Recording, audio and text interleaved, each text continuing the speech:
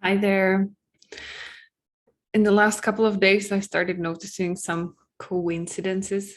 A lot of people around me, like friends, business partners, and my previous clients, I felt compelled to reach out to them. And I realized when they got back to me and they reacted to my message, they told me that they lost somebody, they lost a loved one. And I had a couple of these coincidences happen over the last few days, and I was thinking, well, this is not a coincidence anymore. That's a sign. And I felt compelled doing a video for you, hoping that it might help somebody, because these are not related to COVID, which would be like, duh. Lots of people are unfortunately in a lot of pain, losing their loved ones suddenly because of the virus, but this is not the case.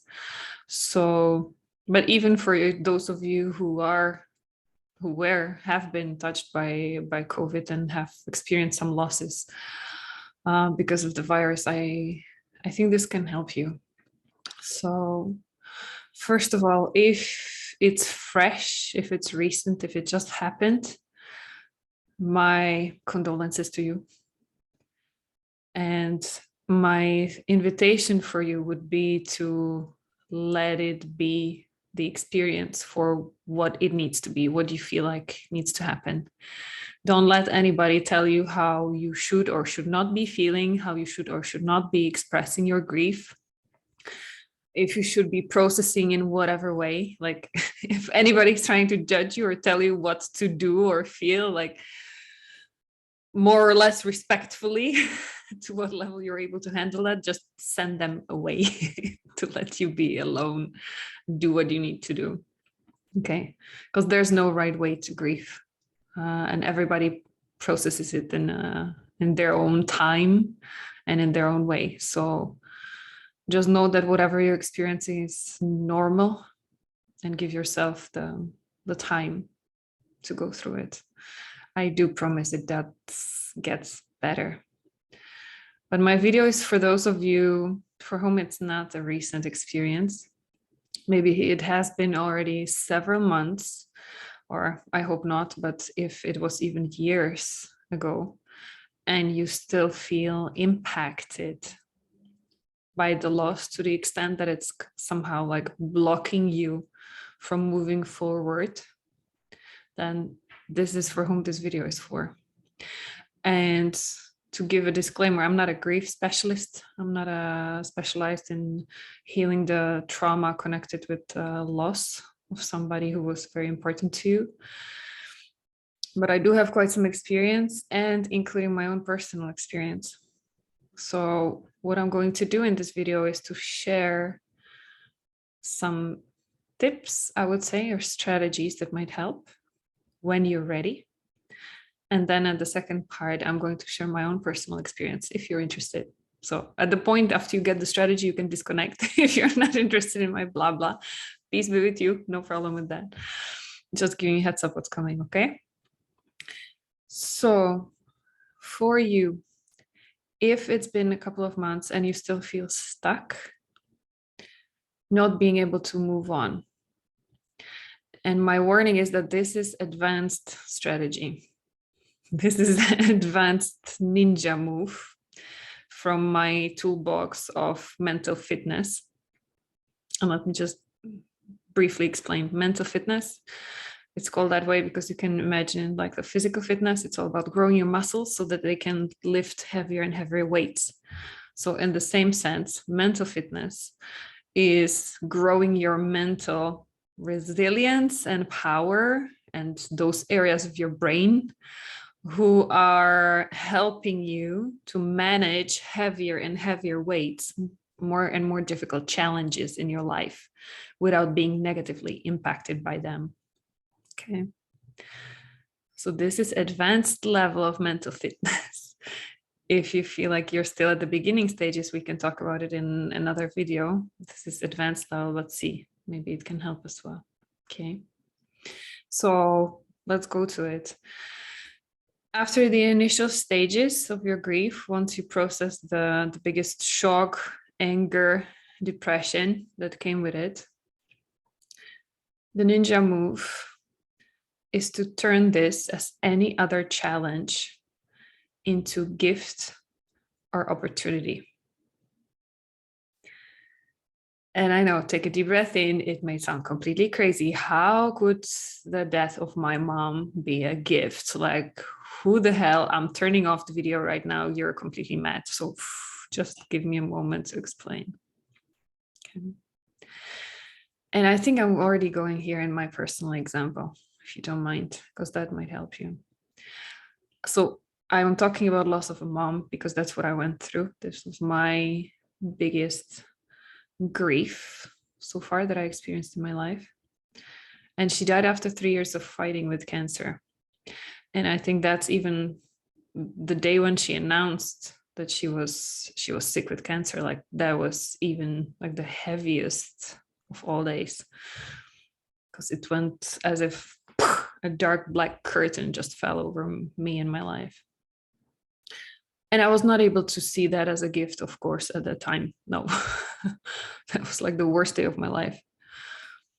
It's only now, looking back at that entire experience, the 3 years when she was trying to fight it, the day when I shaved her head. And by the way, this is why I donated my beautiful long hair to the organization that creates wigs, that fabricates wigs for cancer patients.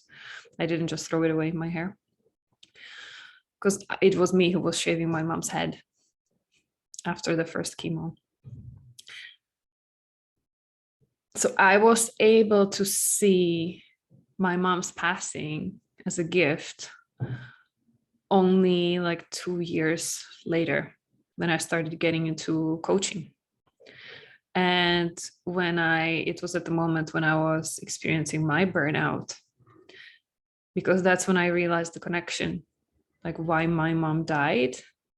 I never understood it really. I thought, yeah, cancer, shit happens and there's a lot of it around.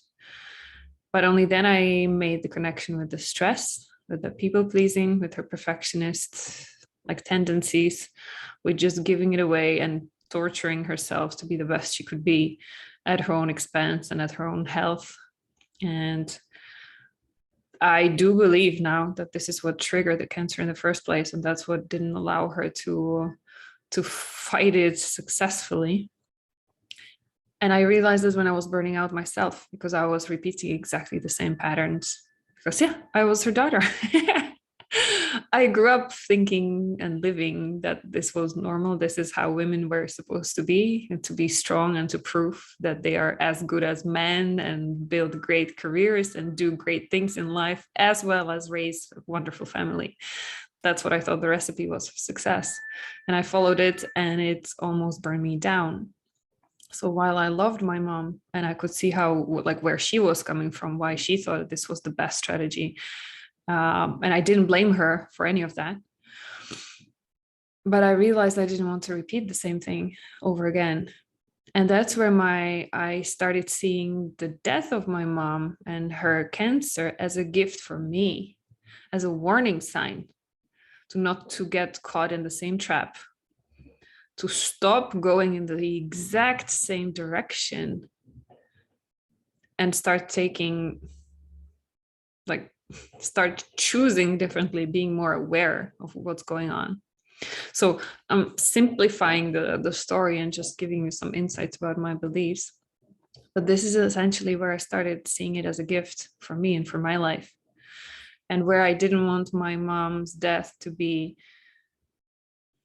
just a loss, because it's still a loss.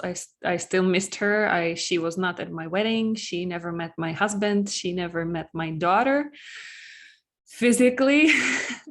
I still believe her energy is somewhere out there and she's watching over me and that she's happy. But so it's still a loss. But I don't let myself be the victim of it, like the poor me, but I took it as a gift. And I started working with women who are experiencing the same, like the burnout and the stress, DAS and supermoms. That's why I'm here today, trying to help as many of you as possible, so that you don't become another another one on the list, and that your kids don't have to weep one day because of this waste, because you just drove yourself down. So coming full circle with my story now, think about your loss whenever you're ready. If it's not your time yet, you're not ready to think about it as a gift or opportunity, then let it be. Let this be just a seed that we are putting in the ground of your awareness. Tuck it in with the soil. Let it be there. Let it rest there for the time when you feel ready to see it as a gift and to start nourishing it and making it grow as a new awareness. But when you're ready, this is really my question for you. How is this painful experience helping you actually in your life? What is it that you can learn from it that you and others will benefit from? Okay. And you can let me know. And I know in some examples it might be even more tough than in others, especially if it's a death of your own child. But then, even then, like the ultimate black belt example is the woman who started the Mothers Against Drunk Driving, right? I have no idea if I would have the strength to do that, and I hope I will never find out. But if you know the story, that's the mom whose teenage daughter, was killed by a drunk driver, and she started the movement association, how is it called? And with all the traction and attention they got together with other mothers who were also impacted, whose children were also killed by drunk drivers, they managed to raise so much awareness and do so much great work that now they are preventing the death of other children. So yes, their children died, but they helped prevent, they saved other families who would have otherwise suffered from the same. So this is the like ultimate ninja level. I don't know if I would be strong enough to do that. I hope I will never find out, and I hope you neither. But this just shows you it is possible. Every loss can be turned into a gift for you or somebody else. So when you're ready to give this a thought, then remember this video and let me know if you'd like to talk. If this is something that resonates with you and that you feel like, okay, now it's my time to have a look at this.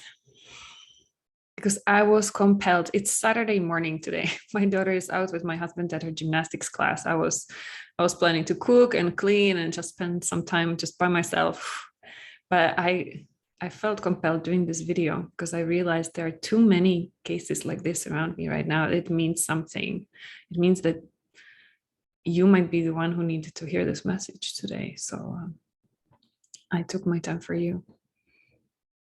So let me know. Okay. I'm sending you my compassion, my appreciation, and I'm sending you lots of love. Take care of yourself, okay? Bye.